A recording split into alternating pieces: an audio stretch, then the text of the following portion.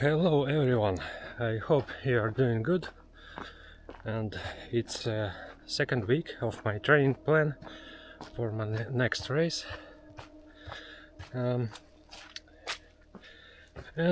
today I want to talk about a very popular topic.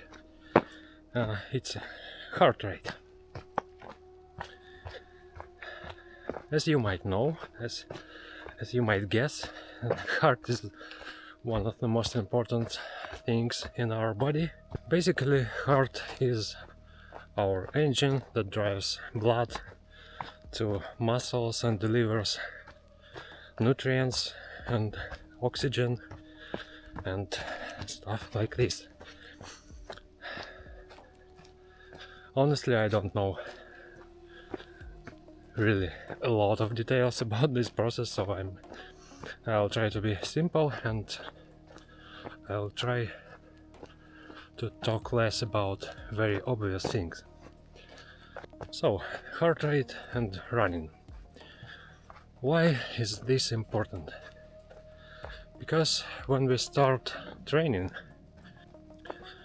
for example, you never ran before and you start running, and it's important that you don't overload yourself, not in terms of muscles but in terms of heart as well. And to achieve that, you need to know the heart rate range which is safe for you to run.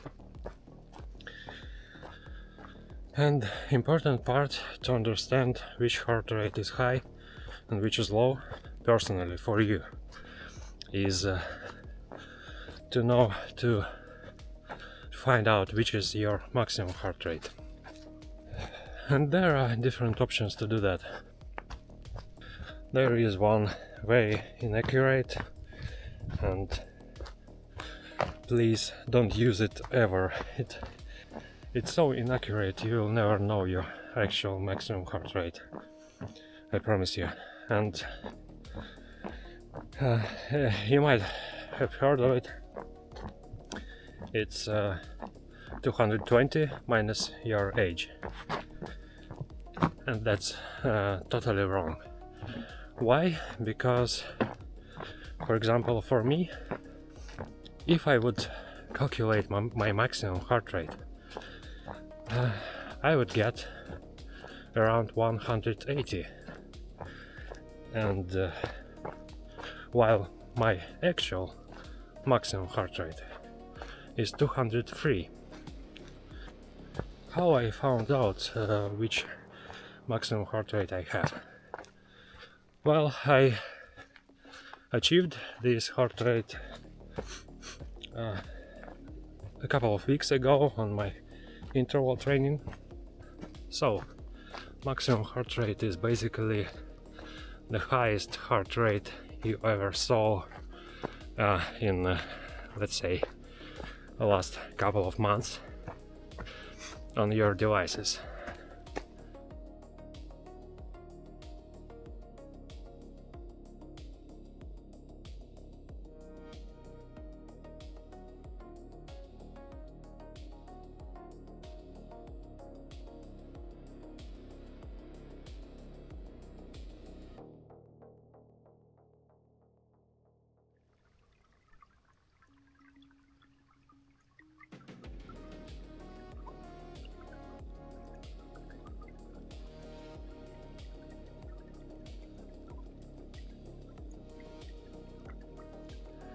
So, okay, we know our maximum heart rate, and here we can start calculation already, but it will still be less accurate, so I'd suggest to take a step further.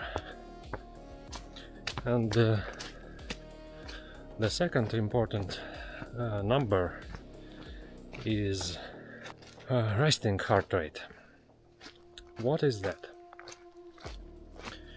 Resting heart rate is a heart rate not when you sleep, but when you awake and you're just resting. For example, the best time to measure your resting heart rate would be when you awake in the morning. You just measure it, and that's pretty much it. I hope we all have some kind of devices, and for example, you're just awoken and just check your heart rate, and that you can do it in a couple of days, maybe 4 days, and then get your average. That would be a resting heart rate. Okay, we have our maximum heart rate and we have our resting heart rate. These two heart rates they make a range of heart rate reserve, and this range we could actually use for calculating running zones.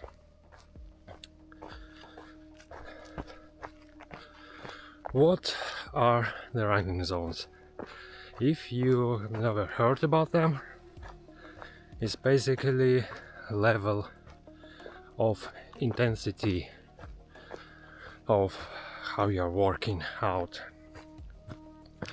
There are 5, usually, yeah, in a classic scheme, there are 5 zones. First zone is the easiest one, and the 5th zone is the hardest one. First zone is something like when you're walking. Second zone is usually it's between very intensive walk and very easy run. Third zone is when you're starting to work a bit. Then 4th zone is you are working quite hard, and 5th zone is maximum intensity.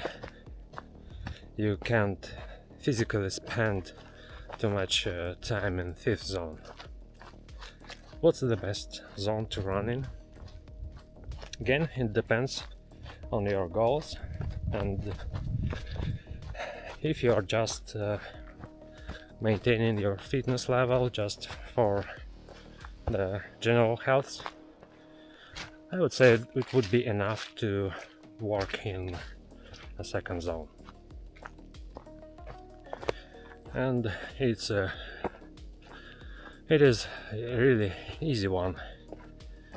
Easy runs, very slow runs, sometimes might be boring for someone, but still, it's the safest zone to work in. So yeah, that's pretty much it about the heart rate reserve method, and I would say it's quite accurate and quite easy if you try to compare it to other very accurate methods. I'm not gonna talk about them today, but briefly, it's one is to making a run test to find out your lactate threshold, and another method is in the lab, where you run with a mask on a treadmill. It's as a lactate threshold method. It's also very exhausting one, and also in the lab it's very expensive. So using this heart rate reserve method, you would get for free the most accurate heart rate zones, which you can use for your trainings. That's basically the method I'm using myself, and I'm using it for, I don't know, maybe 2 years already. And I must say it correlates pretty much with my feelings when I run. And there is another important topic I wanted to mention. Please don't blame yourself if you suddenly have a very high heart rate for, let's say, zone 2. And why I wanted to mention this specifically, it's because sometimes I see people that are saying like 160 is too high heart rate for an easy run, but that might be not true for you if you calculated your zones properly and it's within your target zone range for the heart rate. Please don't listen to them.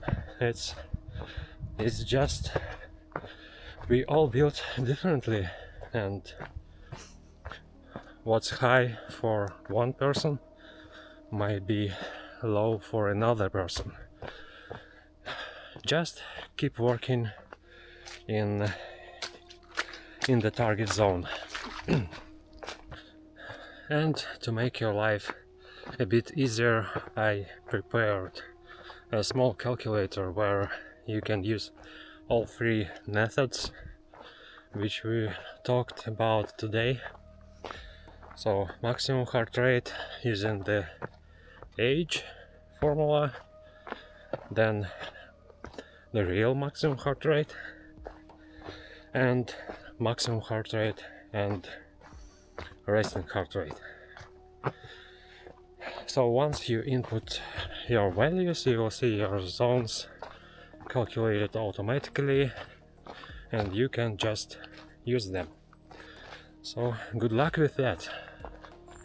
Well, I realized that I chose a very big and maybe complicated topic for the run video, but I hope it wasn't too much confusing for you and I covered all the basics about heart rate zones and how to calculate it.